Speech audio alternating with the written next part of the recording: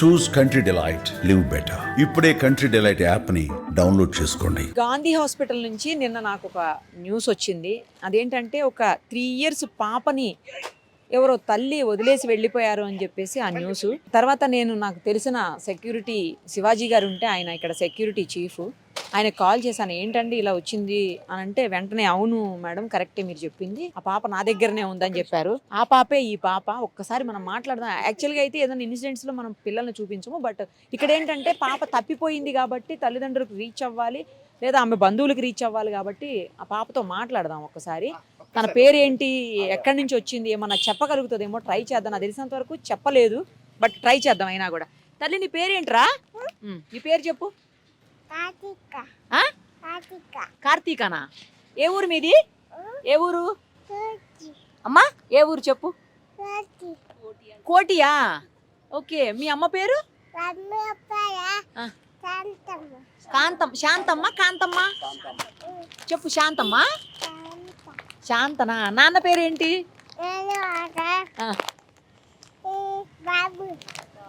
బాబు. ఎక్కడ మీ ఇల్లు? కోటినా? ఎవరు తీసుకొచ్చారు నిన్ను ఇక్కడికి? ఎవరు తీసుకొచ్చారు నిన్ను? ఎవరు తీసుకొచ్చారు చెప్పు. ఎవరు తీసుకొచ్చారు? ఎవరు తీసుకొచ్చారు నిన్ను? నువ్వే వచ్చావా? ఎవరు తీసుకురాలే? అమ్మేది? అమ్మ వెళ్ళిపోయిందా? ఎక్కడికి వెళ్ళిపోయింది అమ్మ? అటుపోయిందా? మరి నాన్న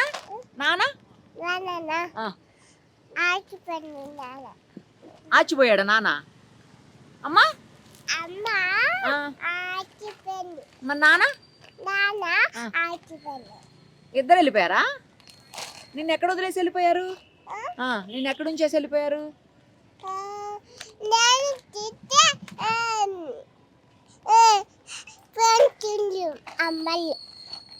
కొట్టిందా అమ్మ? కొట్టిందా కొట్టలేదా? కొట్టలేదా? మరి ఇక్కడ ఎవరు చూసుకుంటున్నారు నిన్ను?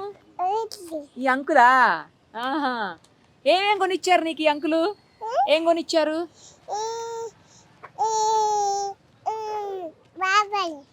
బట్టలు కొనిచ్చారా? ఇంకా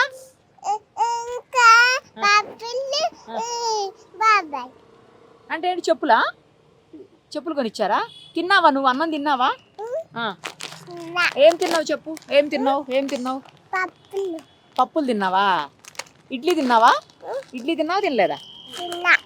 పూరి తిన్నావా? ఇడ్లీ తిన్నావా? మరి అమ్మ దగ్గరికి వెళ్ళవా? ఎక్కడుంటావు మరి? ఎక్కడుంటావు? అమ్మే వస్తుందా? వెళ్తావా అమ్మతోటి? అమ్మతో? ఎక్కడుంటావు మరి? కొడుతుందా? ఓహో. ఎక్కడుంటావు మరి? ఎక్కడుంటావు చెప్పు. ఎవరి దగ్గర ఉంటావు?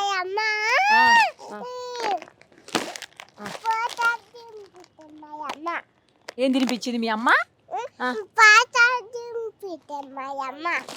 పాలు తాపిస్తుందా? మరి వెళ్తావా అమ్మ దగ్గరికి? వెళ్తావా? వెళ్ళవా? ఎక్కడ ఉంటావు మరి? ఎవరితో ఉంటావు? అమ్మ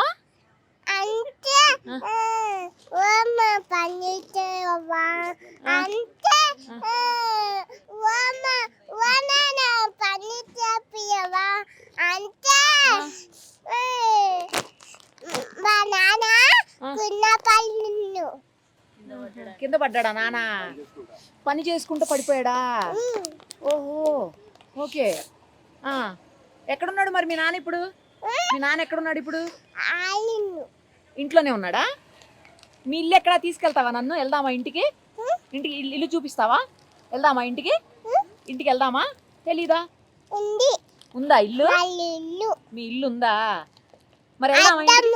అమ్మా వెళ్దామా? ఇంటికి వెళ్దామా? వస్తావా ఇంటికి? తీసుకెళ్ళనా నేను? అమ్మా నేను వస్తా. ఎంత క్యూట్గా మాట్లాడుతున్నావో అసలు, ఎంత బాగా మాట్లాడుతున్నావో. మీ అమ్మ దగ్గరికి తీసుకెళ్ళాలా? మరి పోలీసుల దగ్గరికి వెళ్ళి అప్పుడు మీ అమ్మ దగ్గరికి వెళ్దాం. ఓకేనా? సరేనా? వదిలేసి వెళ్ళిపోయారా, లేకపోతే పొరపాటున తప్పిపోయిందా? ఒకవేళ తప్పిపోతే ఎక్కడన్నా మిస్సింగ్ కంప్లైంట్ ఈ పాటికి రిజిస్టర్ అయి ఉండాలి. అలా కాదు అంటే మాత్రం కావాలని వదిలేసి వెళ్ళిపోయి ఉండాలి. ఏం జరిగిందో మరి ఎవరికి తెలియదు. ఒకసారి అయితే శివాజీ గారితో మాట్లాడదు. శివాజీ గారు, అసలు ఈ పాప ఎక్కడి నుంచి వచ్చింది, మీకు ఎట్లా తెలిసింది, ఎప్పుడు వదిలేసి వెళ్ళారు, సీసీ కెమెరాల్లో మీకు ఏం ఫుటేజ్ దొరకలేదా?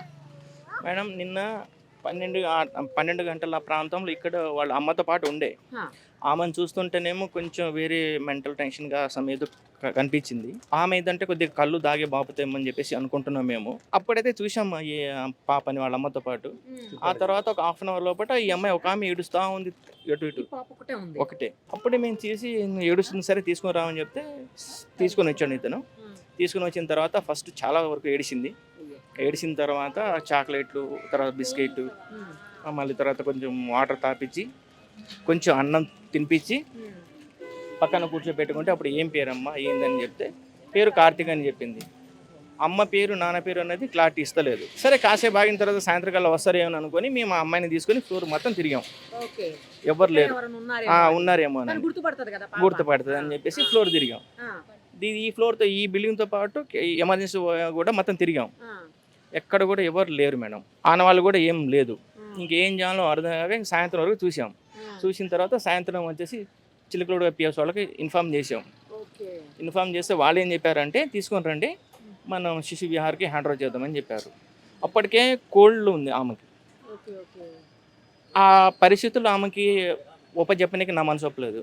సార్ ఇప్పుడు కాదు, ఆమె కొంచెం బాగాలేదు అని చెప్పేసి హాస్పిటల్లో చూపించి మెడిసిన్ ఇప్పించి ఆ బట్టలు కొత్త కొనేసి ఆ బట్టలు మార్చేసి వేరే బట్టలు ఇప్పించి రాత్రి మంటలోనే, రాత్రి కొంచెం లైట్గా ఫీవర్ ఉంటే ఇప్పుడు ఫీవర్ తగ్గింది, కొద్ది కాఫ్ మాత్రమే ఉన్నది.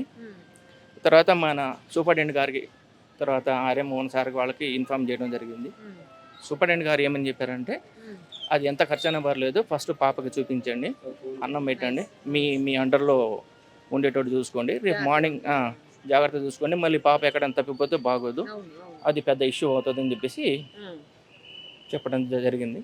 ఆ మేరకి రాత్రి మా అండర్లో ఉంచుకొని పొద్దున్నే మళ్ళీ ఇప్పుడు వాటర్కి తీసుకెళ్ళి మెడిసిన్ ఇప్పించి ఇట్లా ఇప్పుడైతే బాగానే ఉంది మేడం, కొంచెం ఫీవర్ తగ్గింది, కొద్ది కాఫ్ అనేది ఉన్నది. ఇంకా మేడం సూపరింటెండెంట్ మేడం ఏం చెప్పారంటే ఏమైనా బట్టలు కావాలని ఏం కావాలంటే కొనిపి, అమౌంట్ నేను కావాలంటే ఇస్తాను కూడా చెప్పారు మేడం చెప్పారు. ఇప్పుడు పాపని మరీ దగ్గర పిలిపించి చూశారు, ఆర్ఎంఓ ఒకసారి కూడా పిలిపించి చూశారు. సరే తర్వాత ఇప్పుడైతే కొద్దిగా నయమైన తర్వాత పోలీసు వాళ్ళని పిలిపి హ్యాండ్ ఓవర్ చేయటమ్మా, లేకుంటే సిసిసి ఎట్లా ఏం చేయాలని చెప్పేసి పేరెంట్స్ వాళ్ళు ఏమైనా పేపర్లో ఇచ్చాము కదా, పేరెంట్స్ ఏమైనా వస్తారేమో కాసేపు వెయిట్ చేద్దామని చెప్పేసి చెప్పారు. కానీ గ్రేట్ అండి, మీరు కూడా పాపతో ఆడుకుంటూ సొంత బిడ్డలాగా మీరు ఇక్కడ చూస్తున్నారు. రాత్రి నుంచి మీతోనే ఉంది పాప. నాకైతే బాగా అనిపిస్తుంది. కానీ ఆ పాపను చూస్తుంటే తల్లిదండ్రులు ఎట్లా వదిలేరో అర్థం కావట్లేదండి. వదిలేసి ఎలా ఉన్నారు వాళ్ళు, అసలు నాకు ఏం అర్థం కావట్లా. మేడం ఇక్కడ మానవత్వం అనేది చనిపోయింది. లాస్ట్ టైం కూడా నేను ఒక బాబుని కూడా ఇట్లానే సాగాను ఒక 15 రోజుల దాకా. సరే నేనేమనుకున్నానంటే భగవంతుడు ఇచ్చిన ఒక గొప్ప వరమేమో అనుకుని, సరే అది ఏమన్నా కానీ చిన్న పాప అభంశుభం తెలియని చిన్నారిని ఇట్లా విడిచిపెట్టి వెళ్ళిపోవడం అనేది నిజంగా మనసులో మానవత్వం చనిపోయింది అని చెప్పేసి ఇంకా నేనే చేరదీసి మంచి చెడు చూసుకోవడం జరుగుతుంది ఇప్పుడు వరకైతే. ఇంకా తర్వాత ఆ చిన్నారి తల్లి పసి నవ్వులను చూసి ఎలా అనిపిస్తుందంటే హృదయం చలించిపోతుంది. ఏం చేయాలి మేడం, మనుషులకి మానవత చనిపోయింది.